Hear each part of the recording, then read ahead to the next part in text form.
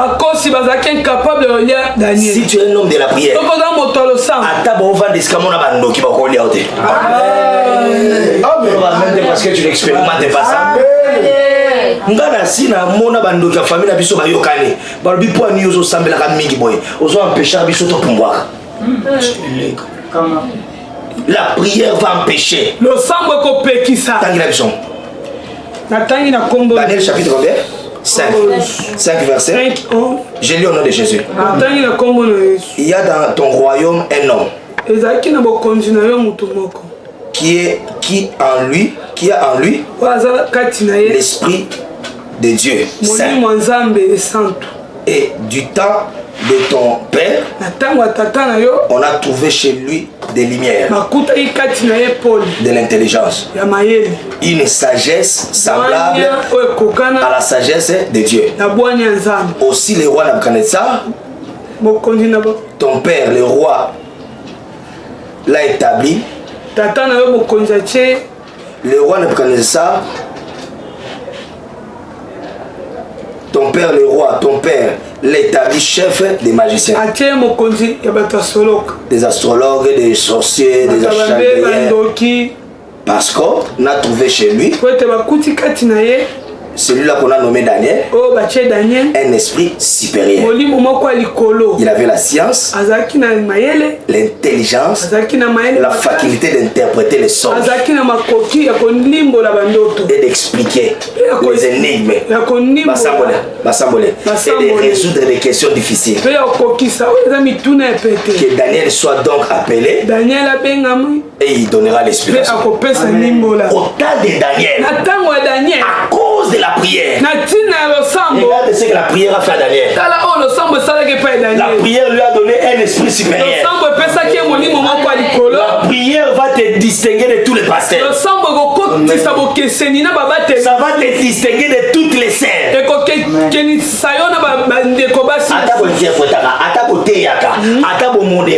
C'est lui qui prie beaucoup. Il aura un esprit supérieur.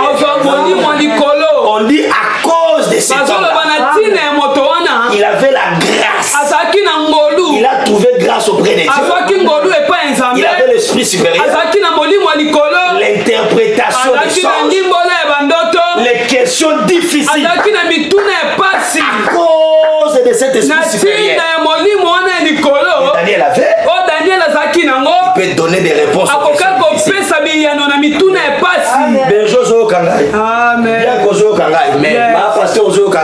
Les gens ne vous chercheront pas. Mais les gens ne viendront pas. Parce qu'en vous, il n'y a pas un esprit supérieur. Mais si tu pries,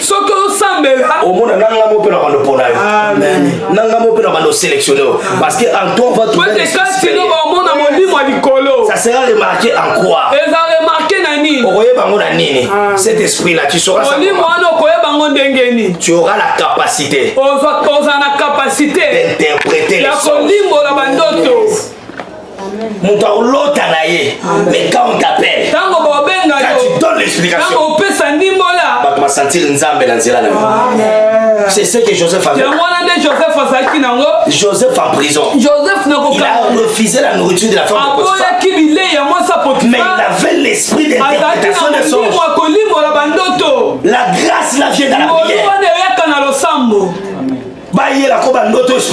Ça vient dans la prière. Tu veux devenir puissant. Tu veux prophétiser. Tu veux interpréter les songes. Tu veux être au-dessus des sorciers.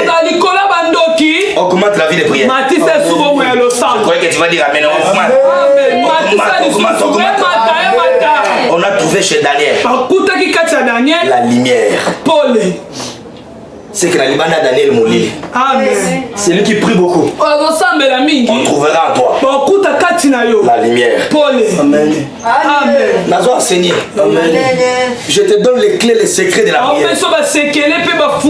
On a trouvé en Daniel un esprit supérieur. Le babo kese les allés. Facebook. Et toi tu peux passer. Tout le monde va benga personne. Amen. Parce que les gens qui te suivent là, trouvent en toi un esprit supérieur d'interpréter la parole, d'interpréter les rêves, d'interpréter, de donner des explications, même aux questions difficiles. C'est lui qui prie beaucoup. Comme on a capacité, comme un chef de famille. Ce problème, les gens de la famille, on va te chercher. Parce que la prière, c'est la capacité d'expliquer les choses. Alléluia. Les choses difficiles. Est-ce que quelqu'un me comprend? Berger, si tu pries beaucoup, Dieu va utiliser ta bouche.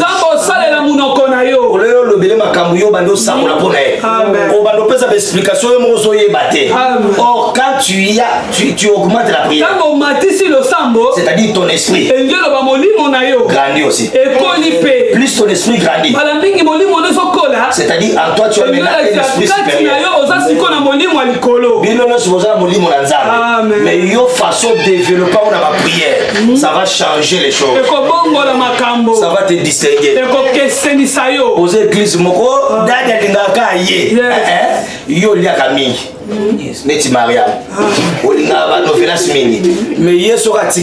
il aime la prière. Pendant les repos, berger na altar na chair baba nzamba José soki ozalaki te ndenga na suka wapi ne compare pas berger avec Moïse. Pendant ton confinement, qu'est-ce que toi tu fais? Plus tu développes la vie de prière, les écailles spirituelles vont tomber. Et puis ton esprit va se développer. Parole à connaissance facilement. Tu commenceras à parler des choses. Et ces choses que tu vas parler, ça va arriver. Sois béni ma Chantal. Elle est venue me voir hier. Je lui ai dit, je vis. Tu as acheté quelque chose qu'on a volé. Et la personne qui t'a vendu là, on l'a arrêté. Je lui ai dit ça avant-hier. Hier elle m'a appelé. Il me dit papa, tu vois la révélation que tu vas donner. On a arrêté l'ingénieur. Comment est-ce que tu peux comprendre ces choses? C'est seulement quand tu développes la faculté de l'esprit. Ça se développe par la prière. Beaucoup de les protocole. Mais si toi, dans ton confinement, tu développes la vie de prière, même les yeux vont s'ouvrir. Même les oreilles vont s'ouvrir. Même au PC, mon tutolia, tout le bien à sa qualité. S'il ne fait pas attention, ce que tu as dit là arrivera. Amen. Prophétie. Pourquoi c'est venu? Parce qu'il prie beaucoup. Quand tu pries beaucoup, c'est ton esprit qui se développe. Plus l'esprit se développe, c'est comme ça qu'on dit Daniel. On a trouvé en lui un esprit de Dieu, un esprit supérieur. On lui a établi. Il y a même dans l'église, cha maman pasteur comme pasteur Batunios. Cha diaka comme pasteur Batunios. Non. On doit constater en toi un esprit supérieur. On doit constater en toi l'esprit d'interpréter la parole.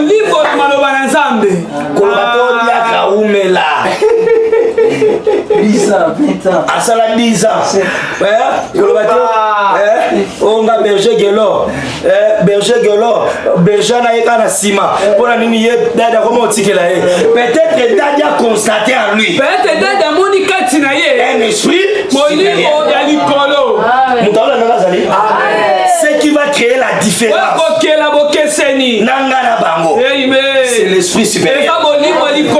Et loko ba démon va reconnaître était pas ma fils à Séva. Ba kuti esprit supérieur. Amen. Pas Paul na bango ba kuti te. Nous parlons beaucoup. Tu discutes beaucoup. Tu fais la politique. Mais tu ne prends pas le temps de prier. Quand tu pries beaucoup, même l'argent qu'on paye à celui qui prie. L'or et l'argent appartient à Dieu. Je vous dis la vérité. Élie était dans les torrents. Mais Dieu lui a envoyé chez la veuve. Moutazanga Mobali a beaucoup de prophètes. Tel que tu es là. Zamba continue de l'oka Moutumoka sur charge là. Élie chez la veuve. Pas ministre était mais pas veuve. Mais il a été nourri. Il a mangé du pain. Amen. Tu blagues avec Élie. Oh, Élie était un homme de même nature que nous. Est-ce que vous savez que Élie a samé là? Les corbeaux, les oiseaux. Je prie, je prophétise. Après cette prière, même le bateau va c'était à cause de la dimension. Amen. Nzamba matiso dimension. Amen. Non, je vais mettre yamba ngolo. Nzamba matiso dimension. Amen. On va passer par escroc. Veva sarepta ane lokote aleye prophète alors que le senga lipa. Yozo ochola muto ayebi secret ya lipe utra na mnoko ya ndeke. Ndeke mo benani korbo. Amen. Yo soko primele lipa na yo. Yesa lia lipa ya korbo. Avant lia lipa ya veva sareta. Esa lia lipa korbo. Amen. Oh bah passer bah besco. Quand Dieu crée un besoin dans ta vie. Quand un homme de Dieu vient dans ta maison. Quand Dieu crée un besoin dans la vie d'un homme de Dieu. C'est une occasion pour Dieu de te bénir. Toi qui va bénir l'homme de Dieu là. Élie était un homme de même nature. Mais il a fait des choses que toi tu n'as pas fait. Pourquoi? Sa dimension de la prière était différente de celle de Noah. Yaya abandonné être bébé spirituel. Les mots quand on a TV. Amen. Je sais pas mon TV awa. Na église ba ko isanga ba lo boto mo na mai zotanga. Display mute pasuki ba lo boto mo na mai zotanga. Wewe ko kosa te. Muntu azo sambela na lokuta. Amen. Muntu azo sambela ako isima okosa. Amen. Na boto le ba na TV na po ba zongela na ba prière. Amen. Amen. TV na ko tima mo streaming na ba théâtre. Amen. Via le sambo bungi. Bobo ya le sambo kimi. Et comme Daddy Tomola qui on a TV. Daddy Tomola qui on a TV. Et ça m'a bête autant la TV. Mais tu as des combats. Tu as des problèmes. Makambo nous a miné ne faut pas prier. Ya minene. Amen. Ya ngona linga pasteur walo. Wesh nous. Na linga pasteur walo. Amen. Oh pasteur ala ndundu, pasteur ala ndundu, ndundu mena ba mituka. Amen. Ndundu me bonga vanda stable. Amen. Hein? Yo yaza ndundu yo za malgache. Yo muta Somalio. Hein? On se comparer na pasteur walo. Il y a la prière à Tirmo. Il y a un prophète Sakola. Prophète Sakola. Prophète Sakola. Or, Nanga ina prophète. Nous sommes à ce temps-là où les fils et les filles prophétiseront. Oh papa, tant que vous êtes aboué, vous êtes Sakola te poani, vous êtes un prophète Anzala. Le bas amen. Nous avons dit que vous êtes un prophète Sakola na TV. Osomona prophète Dodo Kambazo te na TV zo sakola. Ona omona libandi badobi ba. Osomona ondenya. Kaka ba o ba luka ba ndiminde ba sakola ka. O papa yaka nazomona boy. Et puis soka bando sakola bongo o ba précision. Yo pe meko benga numéro 1 yo kota te. Amen. C'est la vérité. Soko kepe l'église na ye akoyamba opete. Amen. Azana ba jana ye ba ozo ba information no ba faux prophète. Amen. Qui a dit amen? Amen. Qui a dit amen? Amen. Yo mona le molota mi lobela. Akufi me baolo ba kombo na e. Akufi le loto ebi ke soki atom sazaliana eza koza le moloto. Amen. Amen. Ba pasteur botika ko attaquer pe ba prophète So sakola tetika ko attaquer ma prophète. So za mbela tonte vanda ka nyesambela nzambe.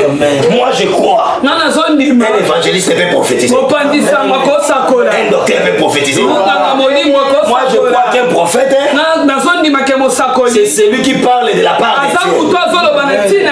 C'est les représentants de Dieu sur la terre. Représentant nzambe awa na se. Okolo ta peine moto pour la famille là. Tu leur parles. Olobeli bango pe. Makambo pe salami. Amen. Qui a dit amen? Amen. Oh, qui a dit amen? Amen. On a trouvé chez Daniel des lumières. Un esprit supérieur. On a trouvé la sagesse. Faux prophète. Oh papa, ne bozo la nanga no zala moi sabato. Moi si ne bozo la nanga no tika mobali na yo. Ah zo na mobali no. Mobali ne bozo la nanga na uiba mbo na place boy ba okanga eti. Amen. Otangi na kumba ya bureau mbako kanga Amen. Quand tu es prophète, la première des choses, même si l'intuition peut fonctionner, parce que les prophètes, ils travaillent avec l'intuition, ils travaillent avec la conviction. Les prophètes, ils travaillent aussi avec l'impression. Les prophètes, ils travaillent avec la conviction, la voix intérieure. Les prophètes, ils travaillent aussi avec la pensée. Malgré tout ça, mais le plus grand arme d'un prophète, c'est la sagesse.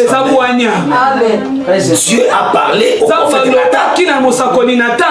C'était le problème d'un roi David. Alléluia. La vie d'une personne est sacrée.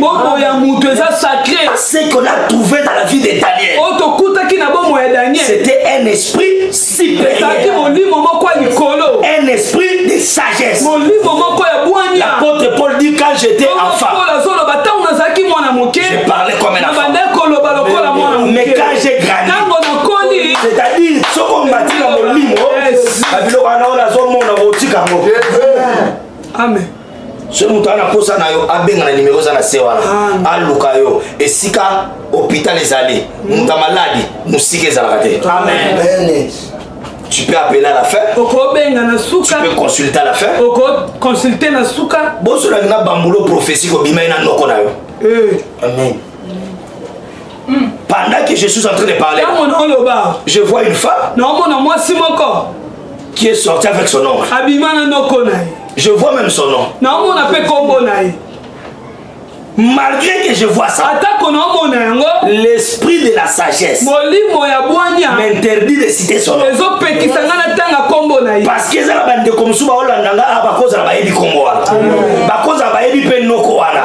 la prophétie ne peut pas diviser les gens. La prophétie ne peut pas amener les troubles. La prophétie doit consoler. Ça doit exhorter. Et ça doit édifier. On a trouvé à Daniel l'esprit supérieur, l'esprit de la sagesse. On a trouvé à Daniel la lumière. C'est qu'à comme il avait l'esprit de la lumière, il pouvait voir. C'est comme ça qu'au temps de Daniel, le roi lui a établi.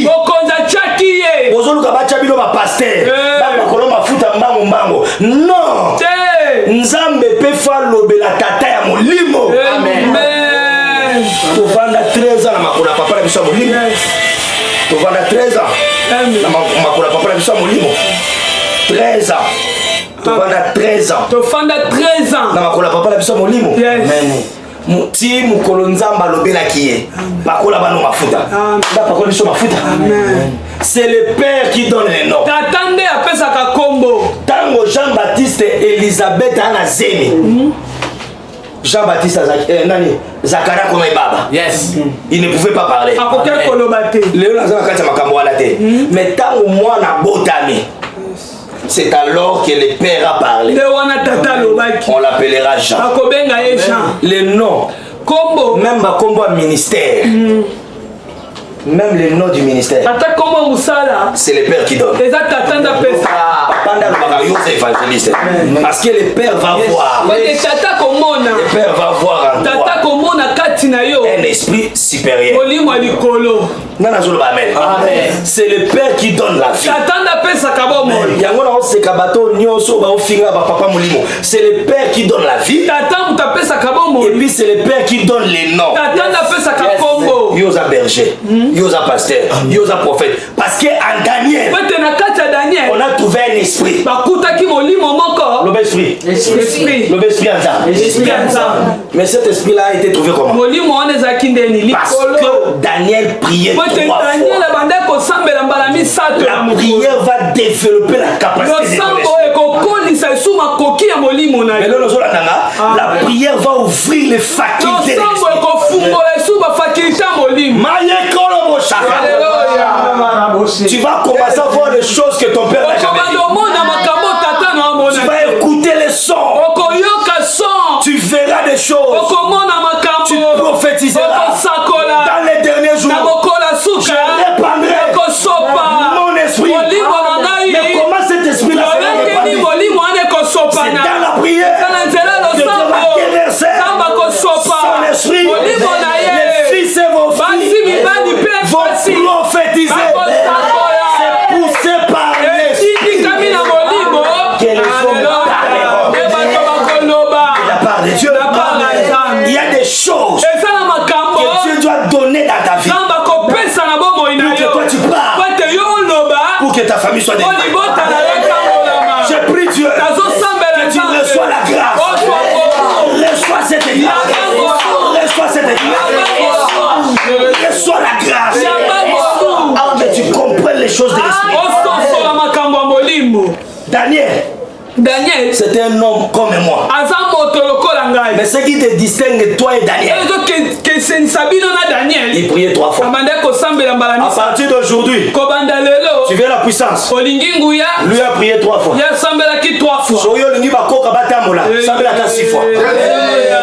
Il a prié 3 fois. La bouche, les gueules de lion. Tu peux rester avec les sorciers. À cause de l'esprit qui est à toi.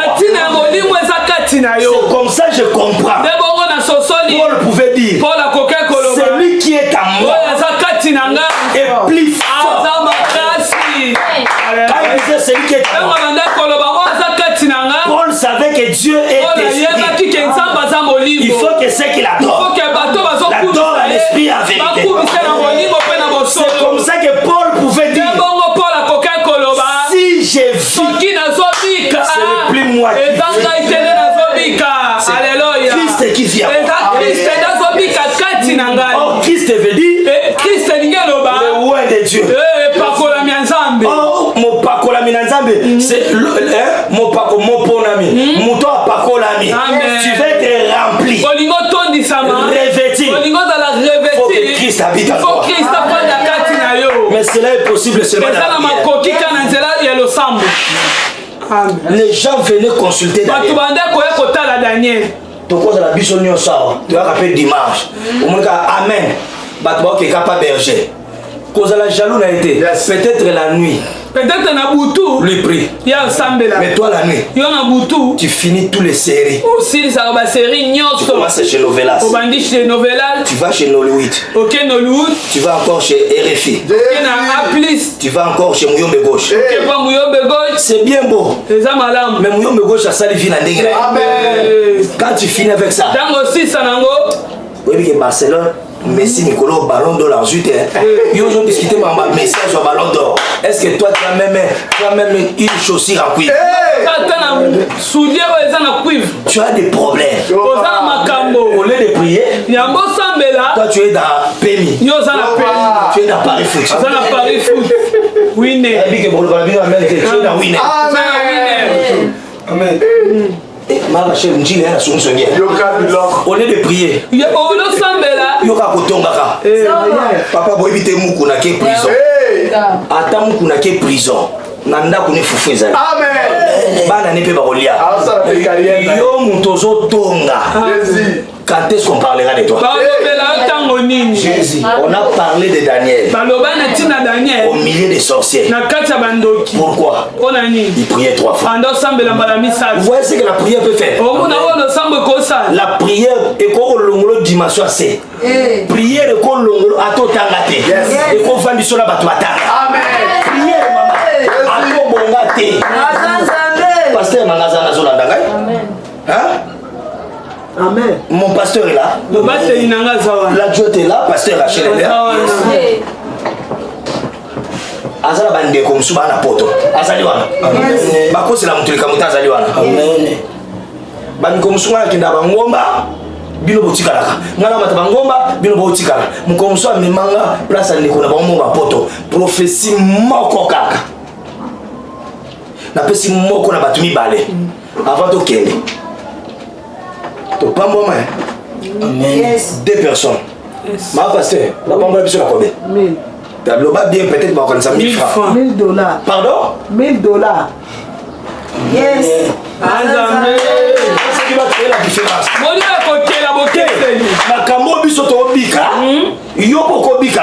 Amen. Mais ce qui va créer la différence entre moi et toi, c'est le temps où tu passes devant la prière. À cause de ce que Daniel faisait. Amen. Alléluia. Yes. Ah, toi qui me comptes en andako wana rapidement. Yes, on colo. Pour tout le monde ça la émission. Pour la salle pour ça mardi biso ka nyoso ndeto zabwe. Nana pour ça tout ça l'émission mardi. Amen. Azanzambe. Ah, papa pe mamisala. Yes, on colo. Pour ça tout ça l'émission mardi à midi. Nalo bela Daniel. Nalo bela Pierre. Alléluia. La prière. Osambo. Ya ba pasteur té, ya ba archibishop té. Ya ba to basali na ndako ma Marie. Paul, Pierre était en prison. Mais les gens qui ont développé la vie de Pierre, malgré le confinement, malgré Hérode mais eux étaient dans une maison. Je vais parler de ça mardi. Ils ont prié. Après prière, voilà, Dieu a envoyé les anges. Yes. Donc il y a même interprète des interprètes au Vatican. Amen. Na même pas maman pasteur. Yes. C'est que mon coloana, c'est que yépe n'a pas battu manae à développer qui esprit à prier. Amen. Yes. Au kokipe au laksanga bato. Lève sorti kalanga la kikanga. Amen. Amen. Na kokipe au kota la salle mo bonabi yo selanga la banda. Yes. Makambo na oli ngala loba. Mais c'est que mon coloana yépe développement prière zali. Yes. Prière de composition na baninga. Yes. Amen. Prière de relation au aza muninga na ote au aza traître. Amen. Les gens ont prié. Amen. Ils ont prié. Et Dieu a envoyé les anges jusque dans la prison. Oko sambela même pour la muto aza musika. Yo sambeli a menzamba tindele délivrance. Amen. Dieu est capable. C'est pourquoi je dis la prière. Ça libère le ciel vers la terre. Bon, je faisais allusion à Pierre. Les gens ont prié à la maison de Marie. Mais Dieu a écouté la prière. Dieu a envoyé les anges. Je prophétise. Je prie au nom de Jésus. Que Dieu t'envoie les anges. Les anges de Dieu soient libérés. Et si tu as la cachot, et si tu as j'ordonne et je prophétise. Que l'argent soit libéré. Amen. Donc on a pasteur biso maleka.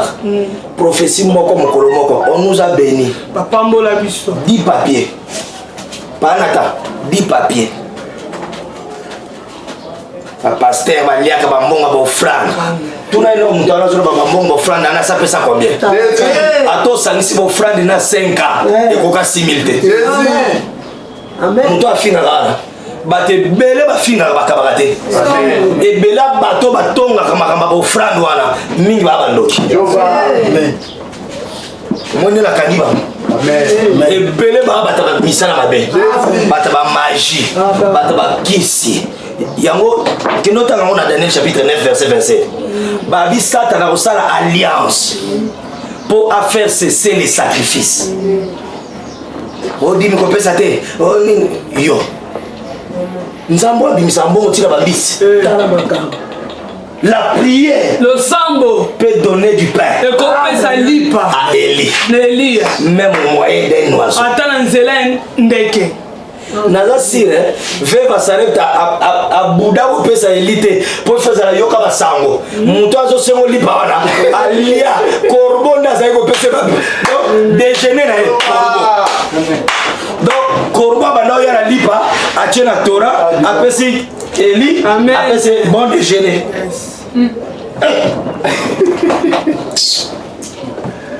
bapaster bosala nini yo oyebi combien bacouple bazwi kimi akoza basala nzala oyebi combien bamiome limu akoza basala nzala oyebi combien bazwi baopération ezanga cicatrice akoza basala nzala makambo na ote eza solo mon interprète qui est ici molimboli nango aza babwakila ye mbaso makolo mibale amen akenda omona bamama bikudi te nayebisi so olekisi 7 jours mbaso ezaka lobanga na nganga nzambe amen mbaso esila te esila te esila maman na bango elle a saigné pendant 3 mois abandé ko saigner pendant 3 mois bon pese kisi no va cher elle est venue me voir na bise mokolo zombonga kisi wana pesa nzambalia apesa nzambe makile katana yes yo zo boya bafungola l'église te oyebi combien de gens sont en train de souffrir oyebi combien de bato babwakili bambaso na miniti otolo oyebi combien bana bamion oyebi combien de bato bana bastérilité baokota te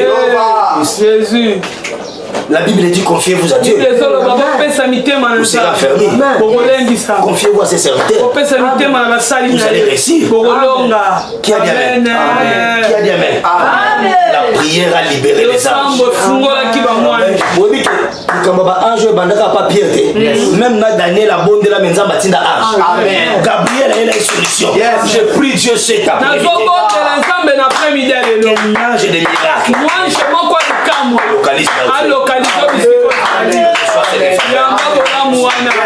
Amen, je reçois. Le problème avec toi c'est quoi? Le temps que tu donnes à Dieu. Le temps de la prière. Les âmes qui tout la voisin semble la combien de temps? Amen. À cause de cela, à cause de la prière de Daniel, va établir les chefs. Vous allez avoir un poney. Abigail a commis cordon. Apona bilongi. Oh Nicolo berger, yo nous superviser intercession. Biso ba poni biso te po biso to za clair, oza clair la busoba. Ça clair na pamba la busoba. Amen. Ngala zo po. O moni nenga sana apona ba bilongi. Oui. Na pona bato na mona esprit na bango, je vois la lumière. Je vois un esprit supérieur. Je vois la sagesse. Oui, que prière peut ça va tout sagesse. Oui, que tellement na développé prière, na ko sakola na change. Na via prière na change. Biloko nyonso tozala ngo lelo, c'est grâce à la prière. Grâce à l'ensemble. Prière fouiller là ba porte na Londres, na États-Unis, ba tumusu ba pambola kanga na kuta na bango boité. Na ezala ndeko mo azala Londres. To mona na te, ba bekele ka lisolo na tili loto sola rapé to mona na te. Amen. Mukolo na ngata langa na bise ko tala ngate. Oh papa appelle vidéo na bise mikolo pa na biso ekonika mikolo vidéo ko mabemi. Mais mamba ba vidéo na linga osu. Merci. Yango je pesa kanda ndeko yo au sakana clé na biso tout ça là hein la prière le sang peut t'établir la prière le sang ouvrir ton esprit moni batu nyonso ba bata misala mabe na famille na bino à cause de la prière Dieu peut ouvrir ton esprit tu vois comme dans un film cela est possible dans la prière à cause de la prière de Daniel on lui a établi le roi lui a mis chef des sorciers. Reçois cette grâce. Jésus.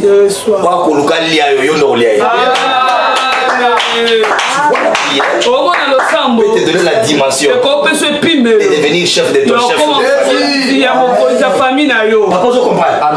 Le roi a constaté que quand il y a des questions difficiles, c'est Daniel qui donne l'explication. Toi, amen. Oh yaka info eza mikolo. Mukuna yeyo. Mukuna yeyo.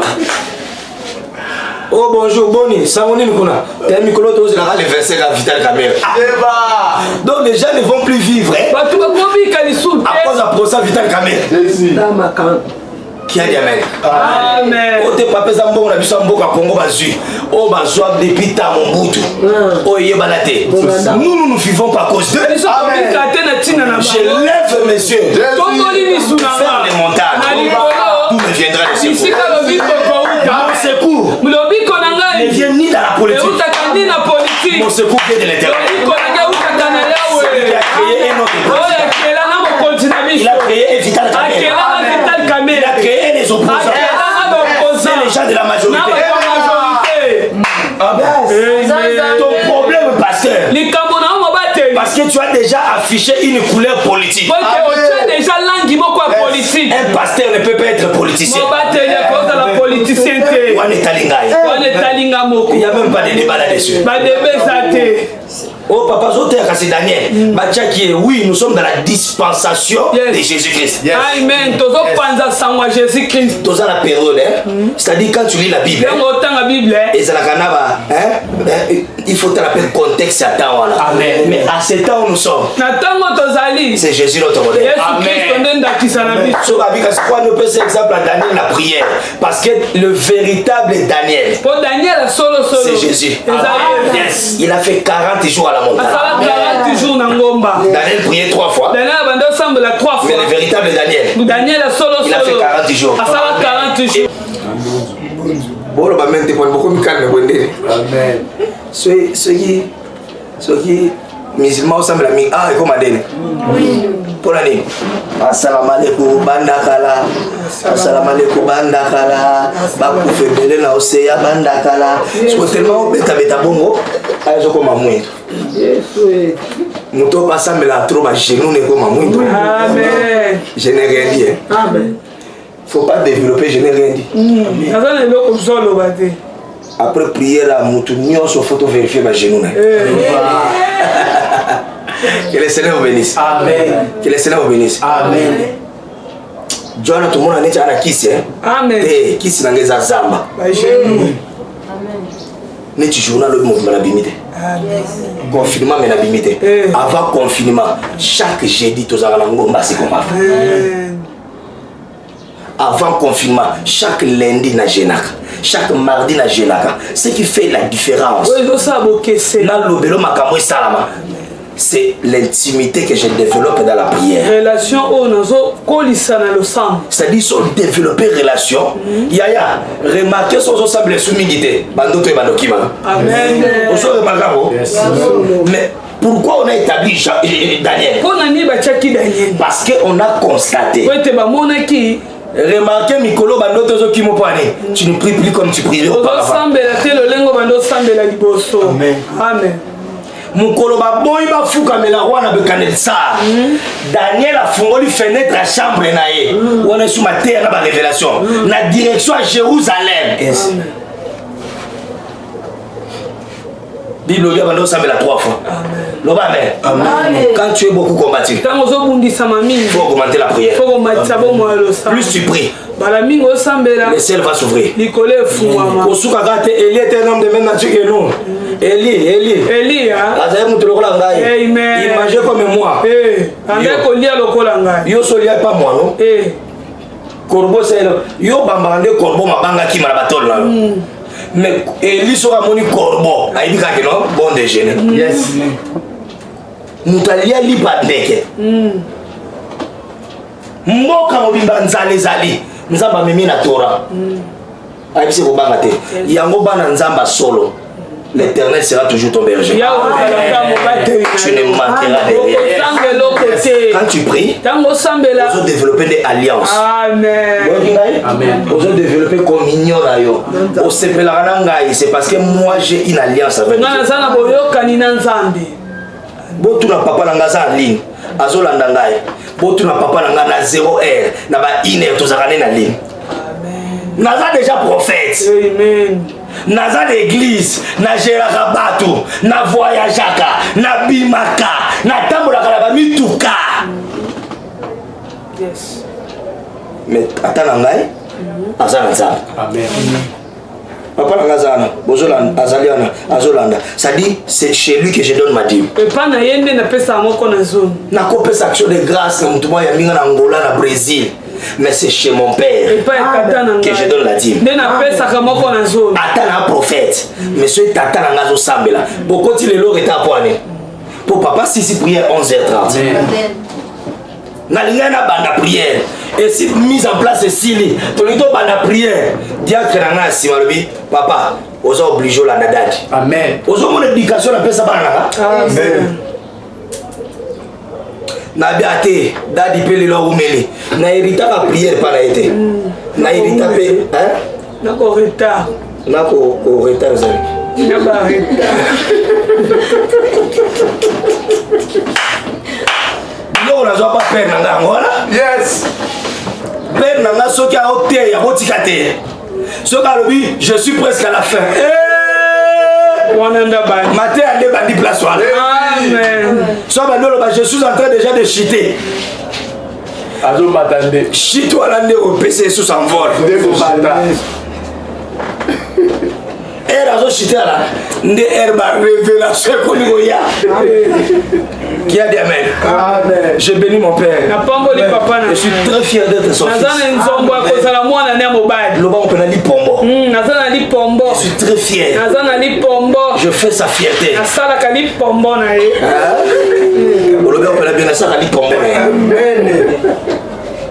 Nazara la suki pink. Nazara la suki pink. Namonika batuana ekolo wana. Namonika atoza mutabandundu. Yes. So comme ka pasteur église wana, on va changer chaîne to. So bimika kuna ku changer chaîne to na mon bato yo. Ba on so ba olanda ka tata la ba. Na mon pe pasteur mo bona na nanyawa, na limeta. Aza suke belebwe. Ala ta ba veste ne singabwe. Ala ta mimba kavate ba veste ne singabwe. Amen. Aza na limeta. Ba na nyo suka ba suki boy. Bana nesu basuki ngana tangi komba muto ate ba kokanga. Amen. Bana ne basuki kabwe. Ngapela zaka na peki la ngai. Namuka dadi na ngakati kovo. Ngapela longoli. Amen. Que le Dieu de mon père soit sur mon Dieu. Amen. Na joué la prière yo le bina joué na erata, na joué na kovo. Amen. Na joué pe na ba danse, ayeba obina te na pe na obina te. Na compliquer kaka. Donc de kaka. Na joué pe na ba prière. Amen. Am de ba concentration, ma pe de ba concentration. Amen. Bana nga ba yo tala nga lobi na ndako. Tellement mo ezaki na libanda ba yo tala nga lobi na ndako. Il faut mona nde ba yo tala na ndako wana na fungoli bango siko mulungi ndako. Et pesi bango bonjour. Bando tu nga gadio ko kandeni. Nesi bango oui, confinement pas na la retraite. Amen. Loba amen. Amen. Soko ngo za la munene na moyi, za la munene na butu. Amen. Soko ngo za la grand. Yaya. Hein? Soko ngo réussir na butu. Banana ko réussir na butu. Soko ngo réussir na moyi. Banana ko réussir na butu. Amen. Amen. Yeso longa poza ki muta butu. La prière, le sambo, c'est la puissance. Les angouya. Plus tu pries, hein, balamingo sambela. Au moins même na barababa na ko changer. So sambela mingi, même na langue peut changer. Amen. O longa penza, ba yebela ki na robo shaka, e ko ma yama brakuza. Amen. Mukolo ba ozelo na yama brakuza, o monika kimberego, makoto ya boko, makia boko. Alléluia. Oui, c'est lui qui parle là. Il parle à l'esprit. Langue est un domaine à batamilimo. Au fin d'ango pour éviter bâtiment sur la fin à langue vous allez pardonner. C'est un domaine de l'esprit aya. Amen. So yebi makamba langue te vandanier. Yes. Qui a dit amen. Amen. Pour fond à makasi na langue, il faut la prière. Il faut la prière à makasi aya. Parce que ça colle facilement. Parce que va développer ma vie de prière à ma casse. Amen. Élie était comme toi. Eli azaki mutu lokola yo. Mais il ne priait pas comme toi. Manda ko sambela te lokola. Il était au torrent. Azaki na torrent. Il était à la montagne. Azaki na ngomba. À Carmel, il était là. Na Carmel azalaki. C'était un homme de défi. Azaki mutu ya mindenge. Il n'était pas un homme de la télé. Azaki mutu etandote. Il était un homme de la prière. Azaki mutu lo sam. C'était un homme de cache-toi. Azaki mutu Tu veux devenir grand. Tu veux devenir grand. Tu veux aller loin. Tu veux commencer à prophétiser. Promesse que ça avec tous les gens qui prient. Soyez bénis à nous. Les gens venez consulter. Amen. Les gens venaient les consulter. Na banda témoigner mon collègue sur les cas. On dit que confinement pas en attend. Pas dans les endroits confinement. On dit que na confinement de la Zoumsala. Ba dossier à ba prière de prière. Confinement oyo kutu avant confinement na banda ko là. Mais confinement tangia na zona les soutien. Bata Londres sur bazungai butu mobinga. Bata Kinshasa, bata Brésil, bata Angola. Mon collègue to prier na bata Brésil 2 heures, 4 heures. Na 4 heures boy. Na la kama keka bona ka Londres ben. Papa ndoto mo bola. On va pas t'appeler pourquoi? Bon bengo te ponani. Parce que toi tu aimes dormir. Pour yo lala ki. Et puis quand tu dors, tango lala, tu ronfles plus que même les gorodo. C'est grave. Donc là climatiseur et tu as marqué les bons mots. Amen. Aux autres ronfler le la chorale. Il y a bataneo.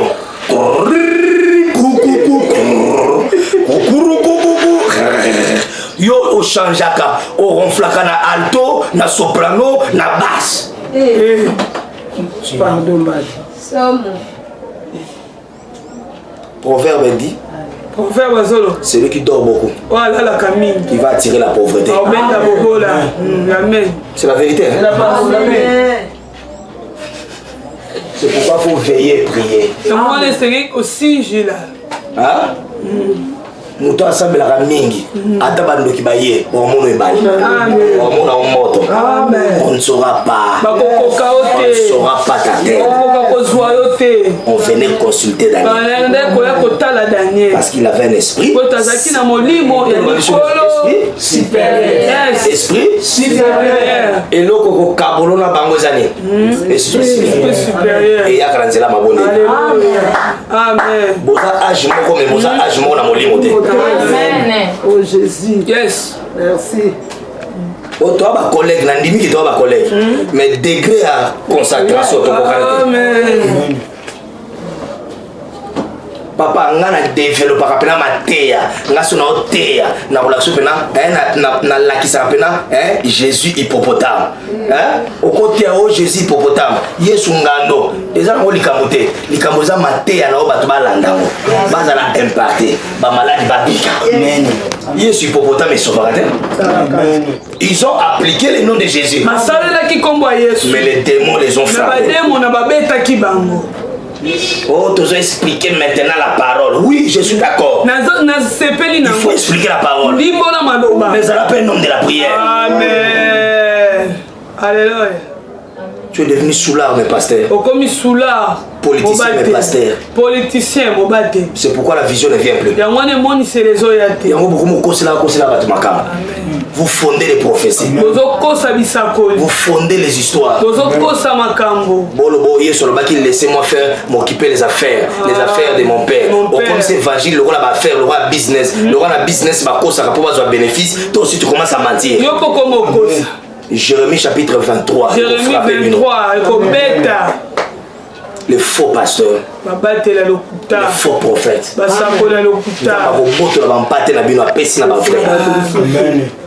Qui a dit Amen? L'église n'a pas de c'est lui qui va développer la prière. La première des choses, tu vas constater l'esprit supérieur. Mais le l'esprit, comment est-ce que tu sauras qu'il a l'esprit supérieur? Les gens vont commencer à les consulter.